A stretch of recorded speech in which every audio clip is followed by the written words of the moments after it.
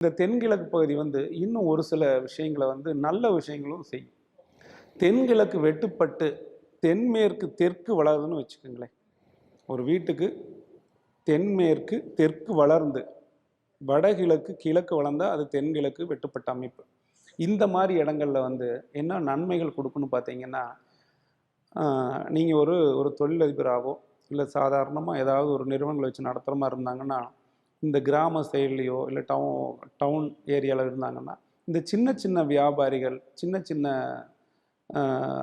தொழில் செய்யக்கூடியவர்கள்லாம் என்ன பண்ணுவாங்கன்னா, இந்த வரக்கூடிய வருமானத்தை கொண்டு இந்தாப்பா நீ ஏதோ ஒரு வட்டி போட்டு கொடுன்னு சொல்லி அவங்ககிட்ட கொடுப்பாங்க. அந்த வீட்டோட உரிமையாளர் கொடுப்பாங்க.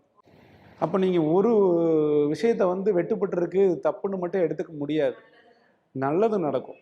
நீங்கள் என்ன தொழில் செய்கிறீங்க, நீங்கள் உங்களுடைய குழந்தைகள் ஆண் பெண் என்ன வெளியூர் வெளிநாட்டில் செய்கிறீங்களா, இல்லை உங்கள் மனைவி வேலைக்கு போகிறாங்களா, இல்லை நீங்கள் மட்டும் அந்த வீட்டுடைய உரிமையாளர் மட்டும் வேலைக்கு போகிறாங்களான்னு பார்த்துட்டு அதுக்கு தகுந்தால் போல தான் நம்ம வாஸ்து அமைப்பு கொடுக்கணும்.